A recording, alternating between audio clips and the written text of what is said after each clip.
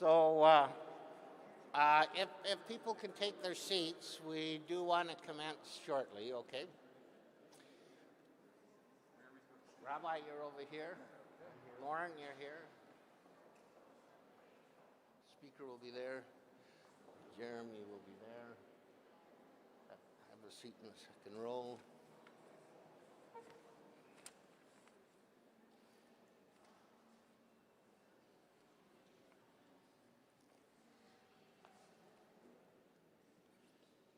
You're in that chair there.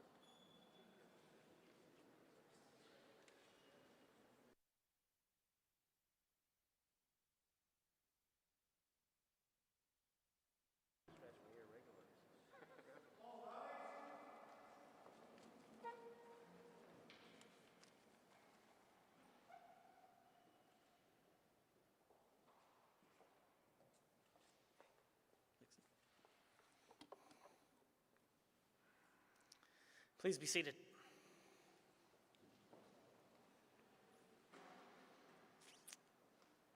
Well, good afternoon and welcome. Welcome back to the Alberta Legislature. It's my great pleasure to welcome you to our first in-person Rotunda event over the past 18 months, and it's a great privilege to have you all here for this very important occasion. My name is Nathan Cooper. I have the pleasure and honor of serving as the 14th Speaker of the Legislative Assembly of Alberta. And on behalf of all members, it's my sincere honor to welcome each and every one of you to today's commemoration. Whether you're here in person or watching online, thank you for joining us. I would like to take a moment and introduce the platform party. Joining me today are Mr. Jeremy Nixon, the MLA for Calgary-Klein, Mr. Lauren Dak, the MLA for Edmonton-McClung, Mr. John Shumas, the Honorary Consul for Poland in Edmonton, Mr. Mark Horvath, Charge d'Affaires at the Hungary Embassy in Ottawa, Ms. Orisha Boychuk, President of the Ukrainian-Canadian Congress of Alberta Provincial Chapter, Ms. Helena Madah, President of the Canadian-Polish Congress, Alberta Society, Ms. Inri President of the Canadian Lithuanian Society in Edmonton, and Rabbi Stephen Schwarzman, Beth Shalom Synagogue in Edmonton. Ladies and gentlemen, please welcome these distinguished guests.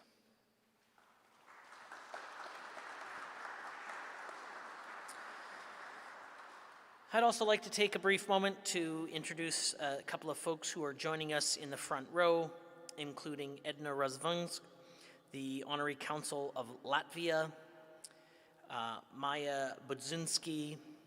She is our most talented violinist. Thank you for playing for us as we gathered today.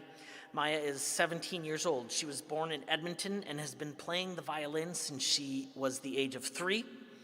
Maya has won numerous impressive awards, both nationally and internationally, including High Distinction Award at the 2nd Vienna International Music Competition in 2020. She's currently a member of the Edmonton Youth Orchestra, and she will be joining us again later in the program for another number.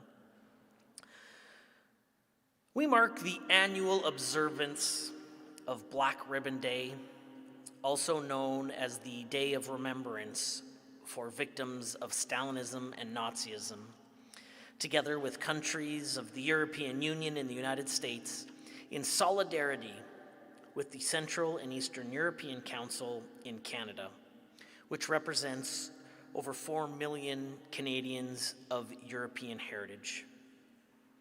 As many of us know, August 23rd was chosen because it was on this day in 1939 when the two totalitarian regimes of Nazi Germany and the Soviet Union signed the notorious Molotov-Ribbentrop Pact. This non-aggression pact enabled the brutal occupation and the rearrangement of more than half of Europe. It propelled the tragedy of the Second World War and the consequences of the Holocaust, concentration camps, gulags, and the spread of communism around the globe. Looking back at what happened all those years ago enabled us to look ahead to secure a more just and peaceful world for the future's generations. We remember the lives lost under the totalitarian rule of the Nazi and the communist Soviet Union. But our presence here today says that we condemn those who violate human rights and purposefully degrade democracy. We support those who continue to fight for basic rights and freedoms every day. On Black Ribbon Day, we honor all the lives of those lost, as well as those who survived the regimes, despite facing violence and repression. Many of those individuals found refuge and opportunity for a new life here in Alberta and other parts of Canada. So much of Alberta's social fabric has been knit together by the lives of survivors who fled these regimes in looking for freedom. Fueled with strength and determination, these survivors and their descendants helped build a strong and diverse province that we can proudly call home today. Our lives as Albertans have been greatly impacted by the contributions and accomplishments of so many, and for that, we say thank you. It is now my pleasure to invite MLA Jeremy Nixon, the MLA for Calgary-Klein, to bring remarks on behalf of the Premier of Alberta.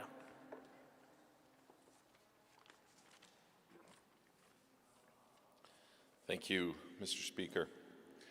I'm honored to be able to join you today, this afternoon, on behalf of Premier Jason Kenney and the United Conservative Party government. Today, we remember the victims of Russian communism and Nazi totalitarianism.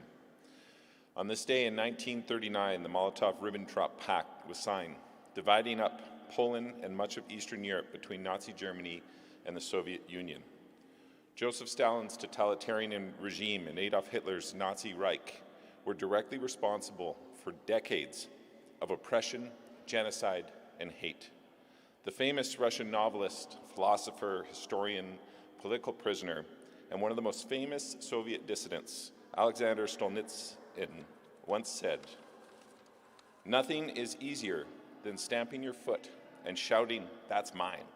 It is immeasurably harder to proclaim, 'You may live as you please.'" Solzhenitsyn was an outspoken critic of communism and helped to raise global awareness of political repression in the Soviet Union and their Gulag system. Many of his quotes, like this one, show all of us that oppression, regardless of country or of origin or political focus, is not something that just happens. It is an evil that burrows deep within ideologies, is fueled by hate, and is born in opportunism and intent for destruction, all in an attempt to take away innocence from this world. Over 80 years ago, on this day, we witnessed the loss of innocence as two of the most notoriously evil regimes ever seen came together in an attempt at peace, a peace that cost countless innocent men, women, and their families, their children, their lives. The importance of today is to preserve their memory, those victims that were lost at the hand of the Soviets and the Nazis in the horrific actions that took place. Black Ribbon Day is a day for us to remember and devote ourselves to the education and remembrance of these past evils. Today we ensure that we will never forget the horrors of history as we endeavor never to repeat them. Thank you.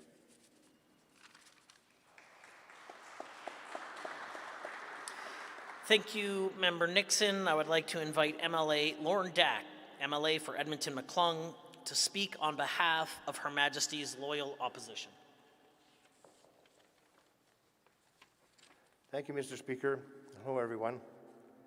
Today, I'd like to remind us all, of course, that we're gathered today in the lands of Treaty 6 and the land of the Métis, who also have a very strong connection to this territory. On behalf of the members of the official opposition, it's my honor to join you today in commemorating Black Ribbon Day. I appreciate the opportunity to stand in solidarity with you as we renounce the many injustices suffered by far too many innocent people at the hands of the evil and totalitarian regimes of Nazi Germany and the communist Soviet Union. As you know, many brave souls escaped the totalitarian rule and made their way here to Canada.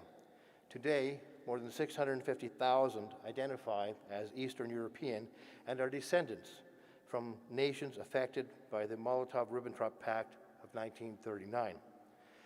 Today's gathering serves as evidence that Stalin and Hitler failed to break the spirit of peoples whose lives they disrupted and violated. All survivors should take comfort in knowing that millions of people gathered today as a declaration of our collective rejection of extremism, intolerance, and oppression. We condemn any system that denies people their very basic human dignities. We have an obligation to heed the lessons of the past so that no totalitarian system resurges under our watch. And I echo the Speaker's emphasis on the importance of looking back to ensure a more stable future. I think personally of my relatives from my Ukrainian heritage and background who suffered indignities and death at the hands of the Soviet regime.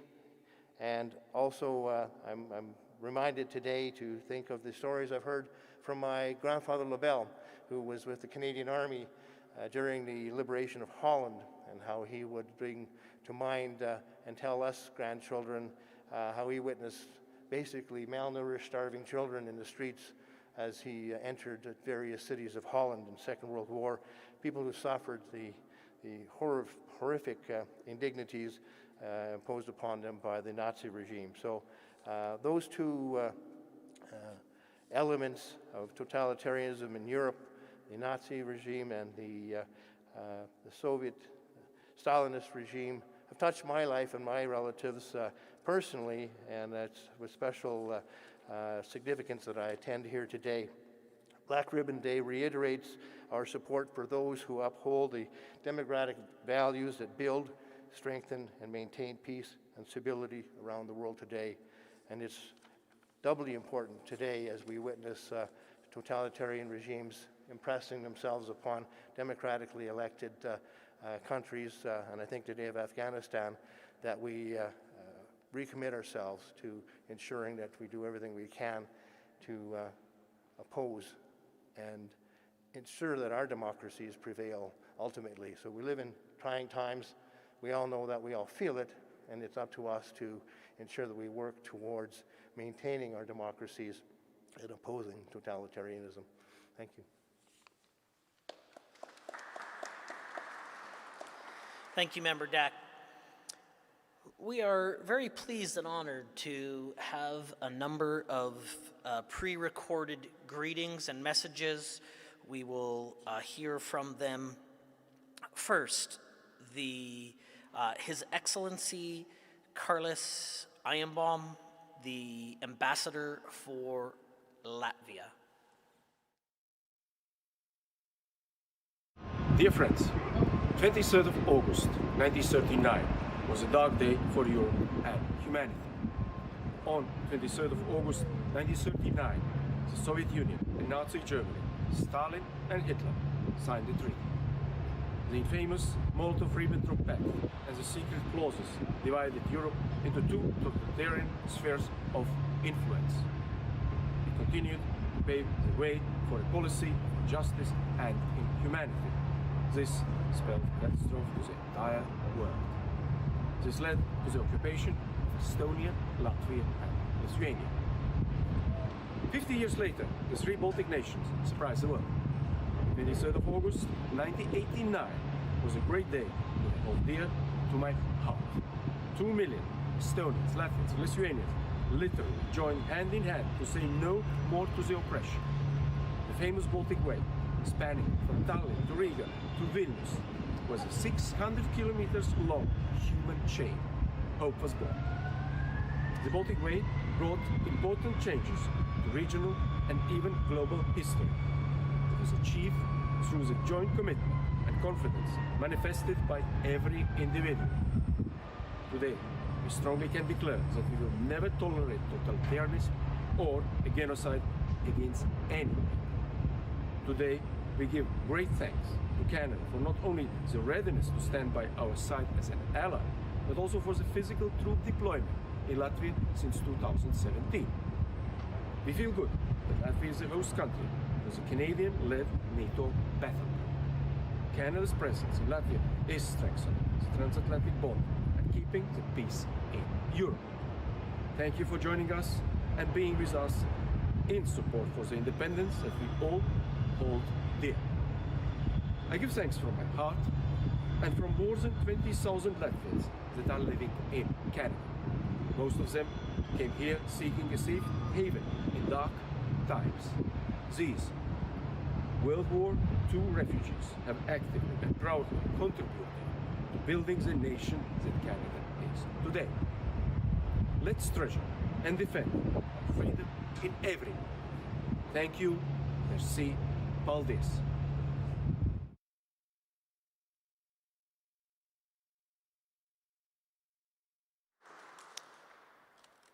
I believe we may have had the greetings switched, and that may have in fact been Andrzej Klinski of Poland, the ambassador for Poland, but I actually can't see the screen, but if that's the case then, coming to us now should be Andrzej Klinski, the ambassador for the Republic of Poland.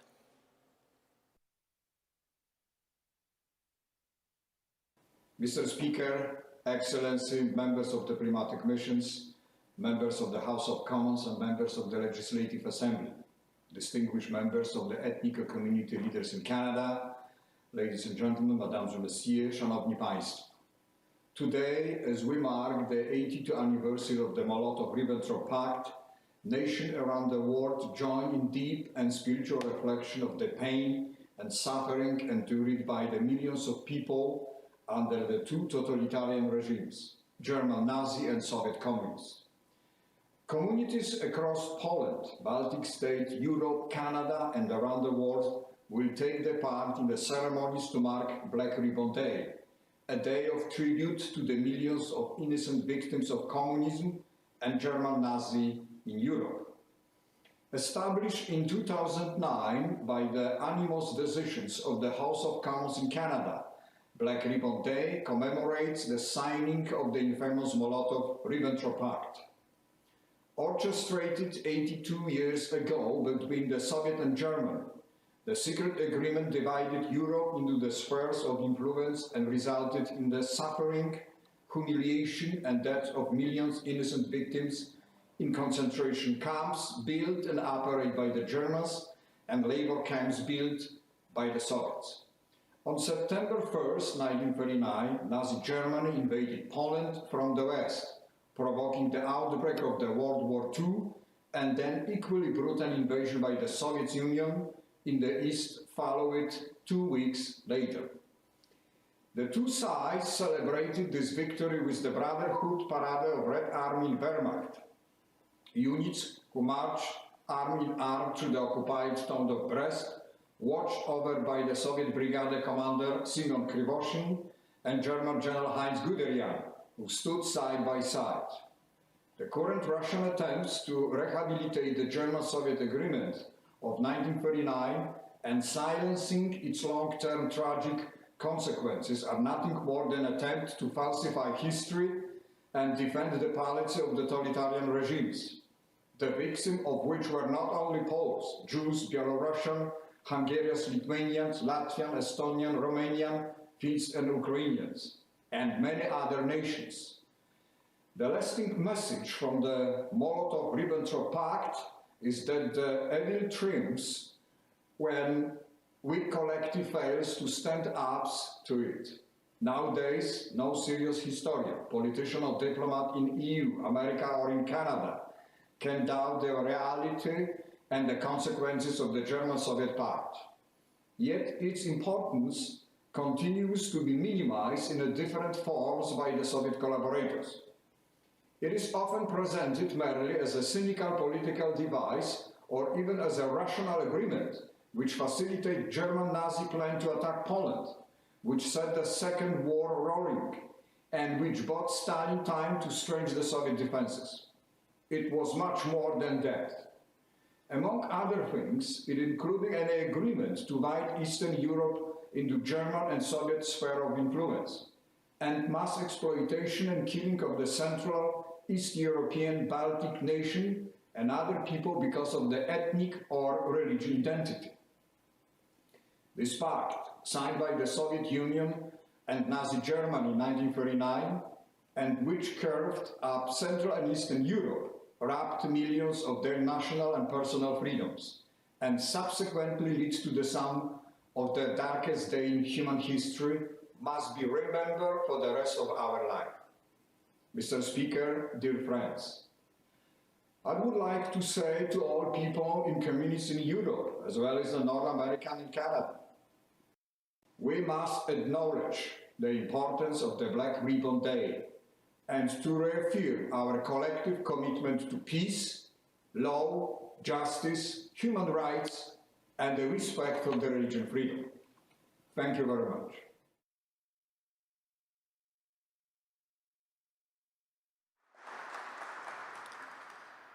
Thank you, Your Excellency.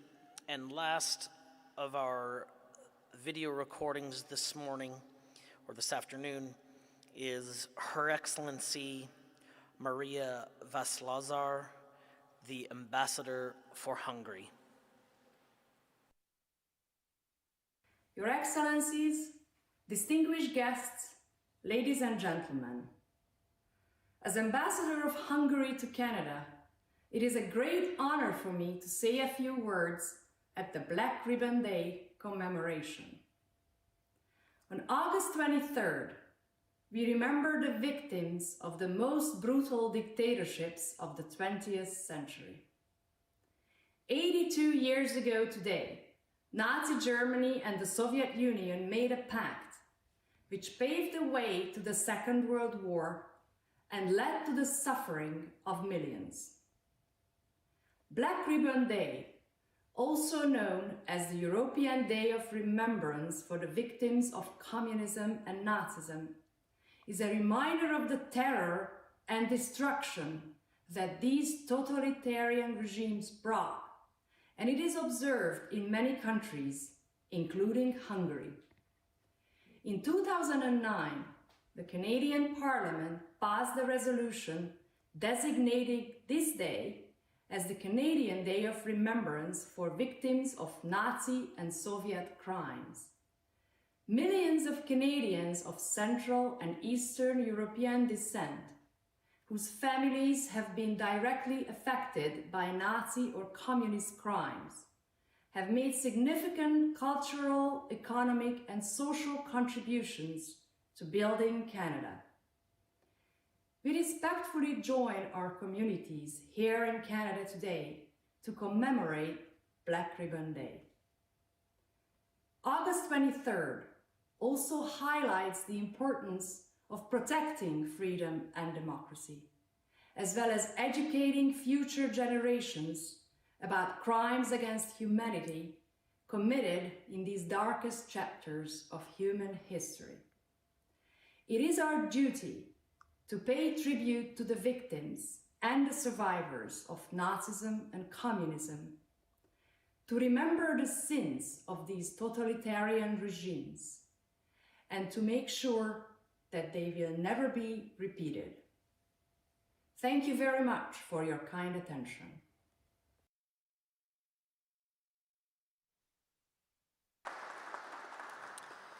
Well, thank you so much, Your Excellency, and I'd like to personally thank each of the ambassadors for taking some time and providing us with some greetings today.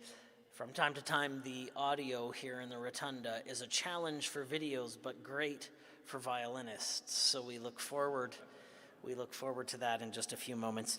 I would now like to invite Mr. John Shumas, the Honorary Consul for the Republic of Poland in Edmonton, to bring his remarks.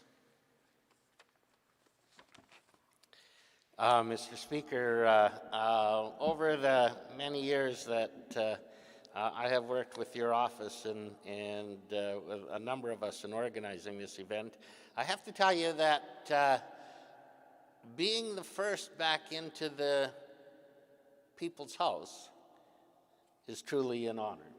So, Mr. Speaker, Rabbi Schwartzman, Father Birdsey, members of the Legislative Assembly, Honorary Consul of Poland for Southern Alberta, my colleague Zygmunt Potocki, all of you are special guests, and all of you, we thank you for taking a few moments to be with us today to attend our event. You know, Black Ribbon Day was confirmed on the 30th day of November in the year 2009.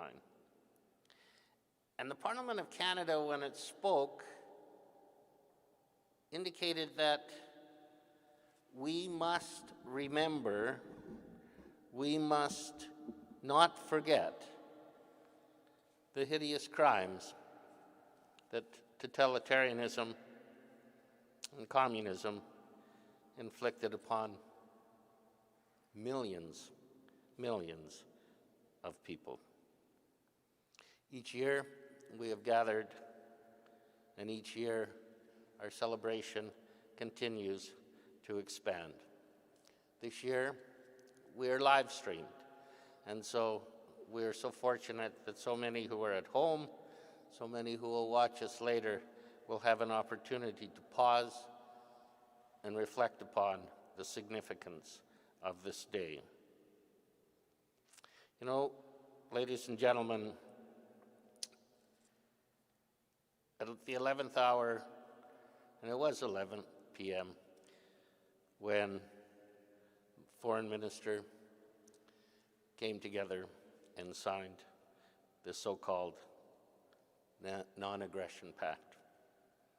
From the point of view of the people of Poland, 2 million people were deported as a result of that non-aggression pact. 2 million people, 505,000 people did not return. Their remains are scattered in mass graves across Siberia. They're scattered across what is commonly known as the White Crematorium. Victims, slaves, walking skeletons, these are the words that historians wrote. But in reality, they are heroes, they are partisans, they are survivors. We have one gentleman who is with us today, and it's so sad that each year that I stand before you, there are fewer and fewer. And so let me ask, Major Walter Schwender Sr. to stand and be recognized as a survivor of that group of 2 million people who were deported and who is a survivor.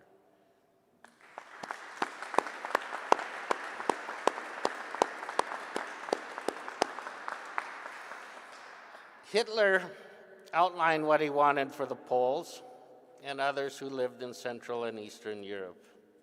It is recorded. Every vestige of Polish culture is to be eliminated. Those Poles who seem to have Nordic appearance, they will be taken to Germany to work in our factories. My mother was one of those. Children of Nordic appearance will be taken from their parents and raised as German workers. The rest, they will work, they will eat little, and in the end, they will die.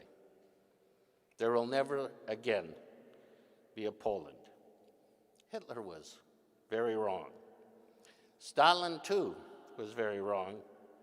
And it was recorded that the temperature in eastern Poland was -10 below when on February the 10th, in 1940, the first of 110 cattle cars were assembled, each carrying more than 2,000 women, children, young people, old people, and men from Eastern Europe.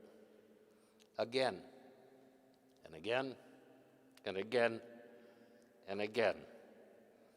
This was constantly repeated as empty trains returned only to be filled with more and more human cargo. In these 16 months, more than 2 million people, and I said the residents of Edmonton and Calgary, were loaded onto cattle cars and sent north to Siberia. Only 1 in every 4 that was sent survived. At this time, I just want to conclude by indicating that why is it important to draw attention to the heinous crimes of totalitarianism, Stalinism, communism, of Nazism? And I say that because I was born in Canada. My mom and dad were DPs, or deported people. They arrived in Alberta in 1948. And too often we forget how blessed we are to live in this province. And so, folks, it's important for us and our children to remember.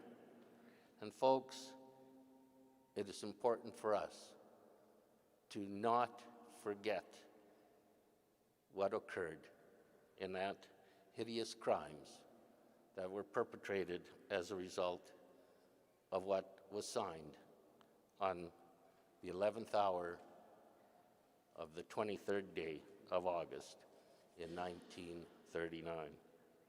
You know, on behalf of the organizing committee, and I thank Therese and Mr. Speaker, I do want to thank your office staff and others for some great assistance. I want to thank all of you for attending, and I want to conclude by reading a very short passage by a book written by one of the survivors. He writes, "History is important. It reaches across continents, between people, places, and eras. Understanding the past binds us together. It helps us to understand that the future, too, is shared." It's a book written by my friend Major Walter Schwender Sr. and his wife Wanda, and I quote it frequently, Pan Schwender, because it is so true. Again, ladies and gentlemen, thank you very much for spending a few minutes of our time and recognizing that we all have a duty, an obligation, and a responsibility to not forget. Thank you.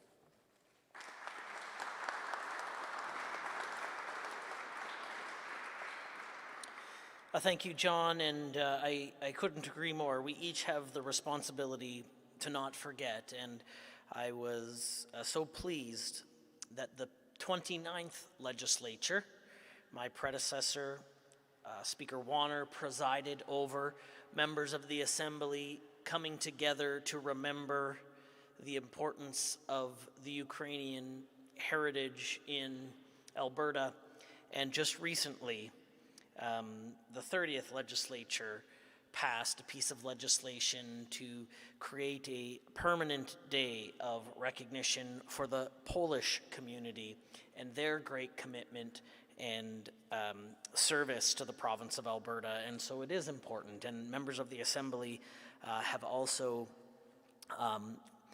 made their mark in history in putting that into legislation as well. And it was a very proud moment for me to be able to preside over that important piece of legislation.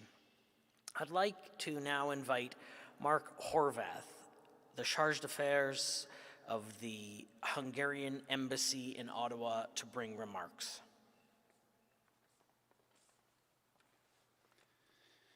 Mr. Speaker, members of the Legislative Assembly, distinguished guests, since you already have had the opportunity to hear the message of Her Excellency, the Ambassador of Hungary to Canada, my boss, my remarks will be brief. It is truly an honor to represent in person today the Embassy of Hungary here in this building. Coming from a former communist country, one which has lost many of its citizens to Nazism and communism, it is profoundly touching for me to see that the victims of Nazism and communism are honored and remembered across Canada, in particular here in the building of the Legislative Assembly of Alberta. Let me thank also on behalf of the Hungarian diaspora community for organizing and hosting today's event. It is truly our duty to remind everyone, everywhere, of the true nature of National Socialism and communism. When it comes to Nazism, I believe the political and historical narrative is clear, and rightfully so. Nazism is abhorrent and unacceptable, never to be emulated and repeated. There exists, however, a more positive, even, dare I say, romantic interpretation of communism. According to this interpretation, communism is a great theory and potentially a great system, but it has never been implemented properly. This thinking is fundamentally flawed, and Black Ribbon Day serves as a somber reminder that we should not fall into this trap and allow the communist idea to creep its way back into the mainstream, often disguised as progression and humanitarianism.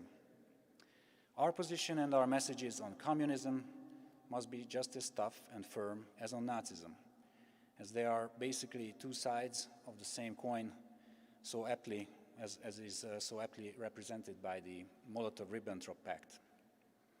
Let us honor the millions of victims by the steadfast rejection of both totalitarian ideologies.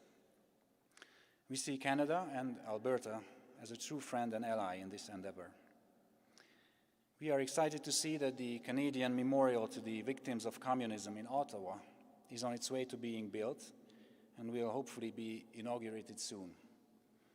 Hungary is grateful for this unique initiative. Last year, however, during the first wave of COVID lockdowns in Ontario, someone spray-painted the line, "Communism will win," on the fence that surrounds the building site. This serves as a somber reminder that we still have work to do, even in a country like Canada, and Black Ribbon Day is indeed as relevant as ever. Again, thank you for doing your part by hosting and participating in today's event. Thank you very much.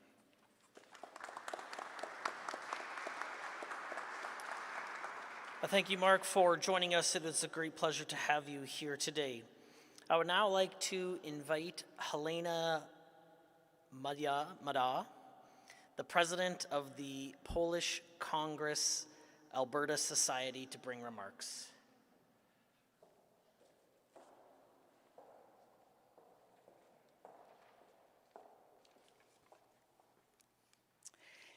Thank you, Mr. Speaker. Honored guests, ladies and gentlemen. There is no question that the assault on humanity by the Nazis and the communists must never be forgotten. We all have a duty to ensure that we remember to pass on to our children and their children that they too must remember the atrocities that our planet endured. Millions of women, children, and men were executed. Millions of innocent people of the Jewish faith, or Catholics, or any group that did not reflect the twist mind of either Hitler or Stalin were eliminated. This must never be disputed. As we know, it was based on the so-called Non-Aggression Pact on August 23, 1939, that over 2 million Poles were loaded into box cars and transported to Siberia by Stalin. Sadly, less than a quarter survived. As each year passes, our collective memories diminish, and it is so important that we assemble to remember so that must never forget the atrocities against humanity by Nazis and communists perpetrated on our fellow members of the human race.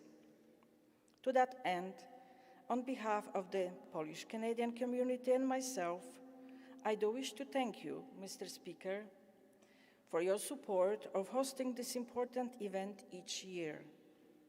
The special guests who have joined us and shared their comments, and in particular, all of the organizing committee for bringing us together to pause and reflect. Thank you.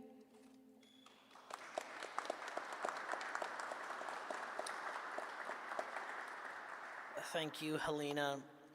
Now it's my pleasure to invite a friend of the Legislative Assembly of Alberta to join us and bring remarks, Orisha Boychuk, the President of the Canadian Congress Alberta Provincial Council, to the podium.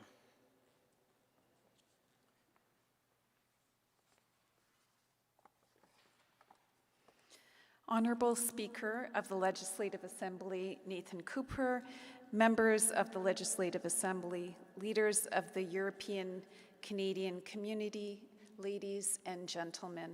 On behalf of the Ukrainian Canadian Congress Alberta Provincial Council, it is my privilege to bring greetings as we commemorate Black Ribbon Day. We wholeheartedly support the Black Ribbon Day commemorations, and we encourage everyone to take part in this very important event. Today, we remember the millions of victims of Nazi and Soviet tyranny. On August 23, 1939, the Communist Soviet Union and Nazi Germany signed the Molotov-Ribbentrop Pact, dividing East and Central Europe between the two evil totalitarian regimes. A sinister partnership between Nazi Germany and Soviet Russia that allowed each to violently and illegally seize the lands and people situated between them. The United Nations passed the Universal Declaration of Human Rights, December 10, 1948, to protect basic human rights. Our Canadian Charter of Rights and Freedom, Section 15, guarantees equality for all, irrespective of race, religion, sex, age, mental or physical disability. In commemorating the Black Ribbon Day, we stand with people of conscience all over the world to ensure that the terrible crimes perpetrated by the Nazi and Soviet communist regimes will never happen again. Today, as Putin's Russia wages wars of aggression against the neighbors, including Ukraine, and manipulates history by rehabilitating Stalin's murderous past, we must recall the lessons of our history to ensure that the crimes of Nazism and communism are never repeated. Let this National Day of Remembrance be a constant reminder that we respect diversity and value uniqueness as we all work towards equality, justice, citizenship, and a more inclusive society. While we cannot change the past, we must learn from it. Thank you.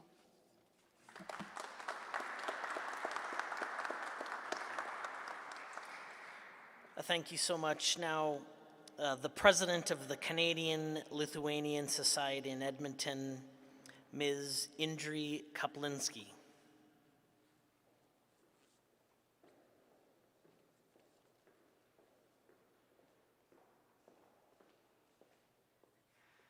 Good afternoon.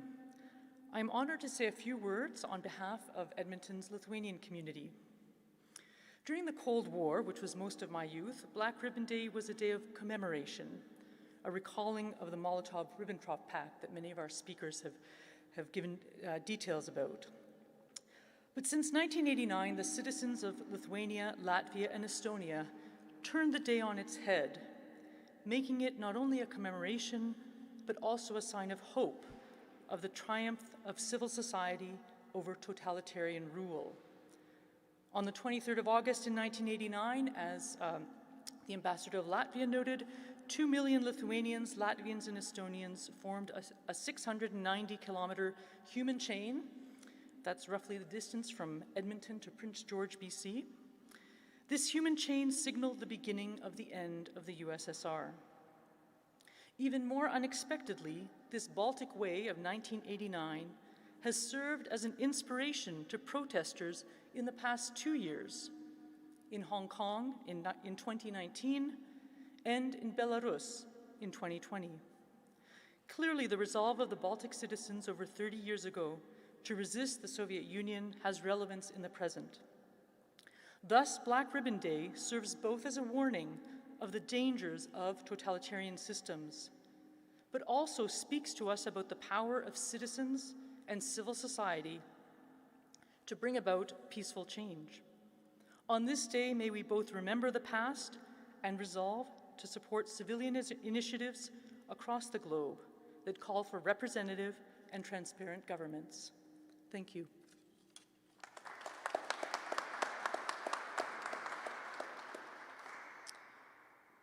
Rabbi Stephen Schwarzman from the Beth Shalom Synagogue in Edmonton will now bring remarks and the invocation.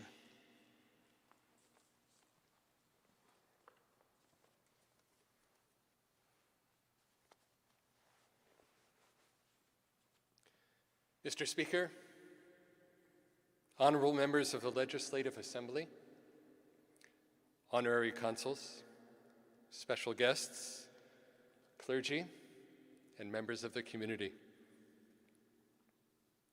It has now been 82 years since Nazi Germany and the Stalinist Soviet Union signed the Non-Aggression Pact that enabled the start of the Second World War only 9 days later.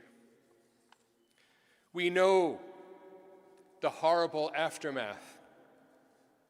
Some 50 million human beings were killed.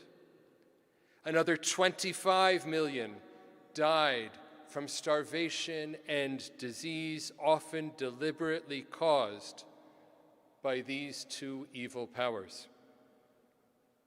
And as shocking as these numbers are, even all these years later, more shocking still is the fact that twice as many civilians were murdered than soldiers dying on the battlefield.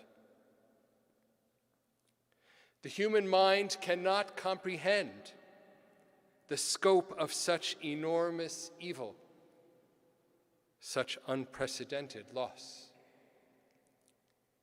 And even these numbers are estimates where the margin of error is in the millions.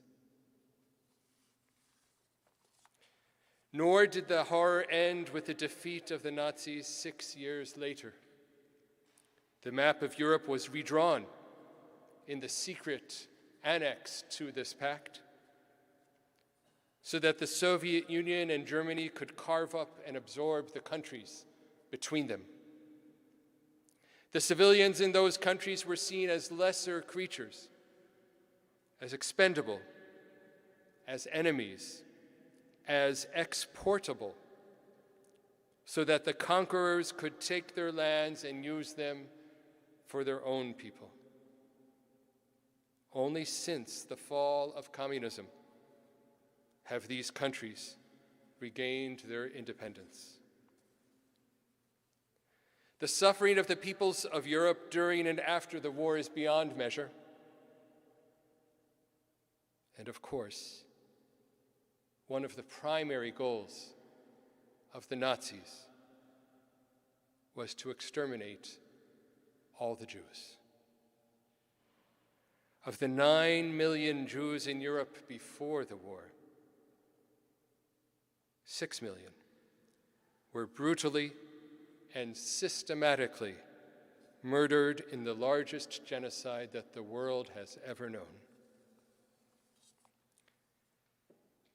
It is now 82 years since this evil pact was signed. It is 76 years since the war ended. Few of the perpetrators are still alive. Fewer still of the survivors are still alive. But my friends, we are here to remember. We remember the evil and the horror, and we remember the victims and their suffering.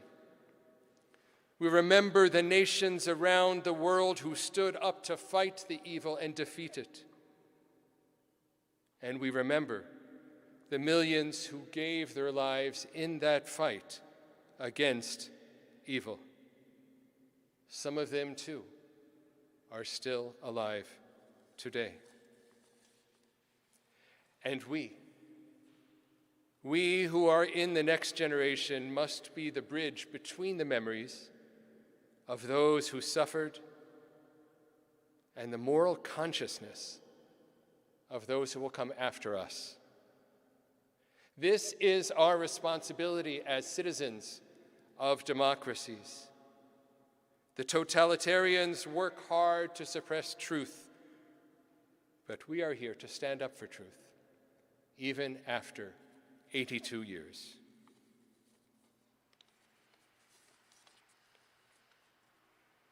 In 2 weeks from tonight, we will mark the beginning of a new year on the Jewish calendar. In our prayers, we will read from Psalm 130, Mima'akim kraticha Adonai, Adonai, Shema b'kol'i. Out of the depths we call to you, God. Hear our cries. Hear our cries. So let me conclude with a prayer. Master of the universe, creator of us all, we call out to you from the depths of unspeakable pain, of immeasurable loss.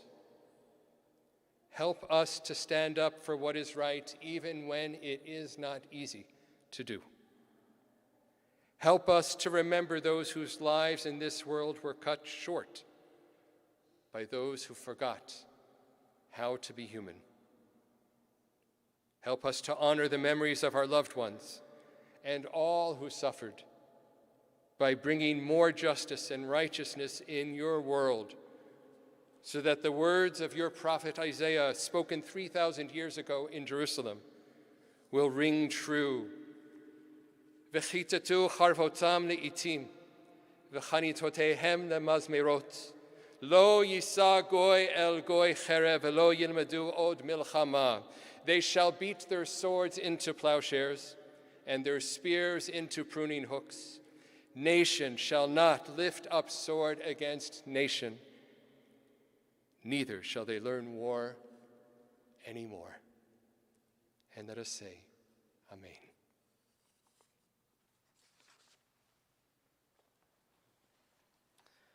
Thank you, Rabbi. I would like to now take a moment for those of you who are able to rise and, with the invocation in our mind, have a moment of silence.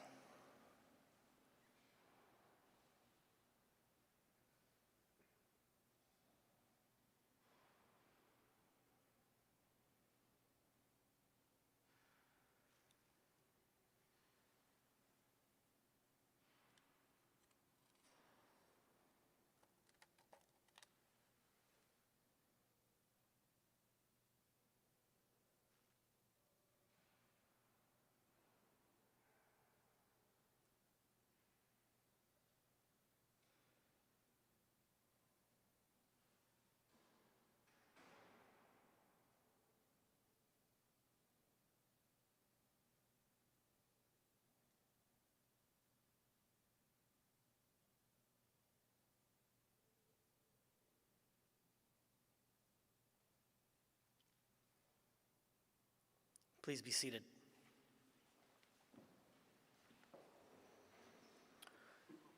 For our interlude, I would like to welcome back Maya to perform Cicilline from the Violin Sonata No. 1 in G minor by Johann Sebastian Bach.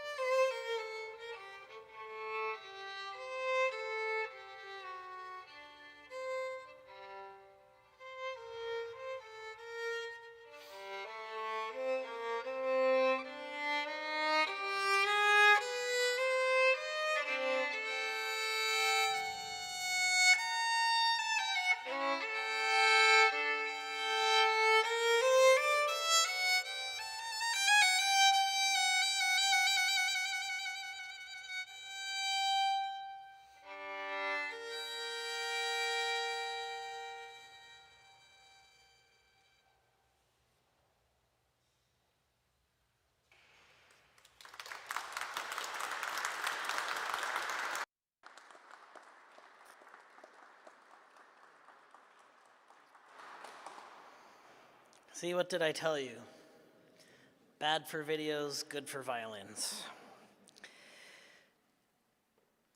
Well, this brings us to the conclusion of today's program.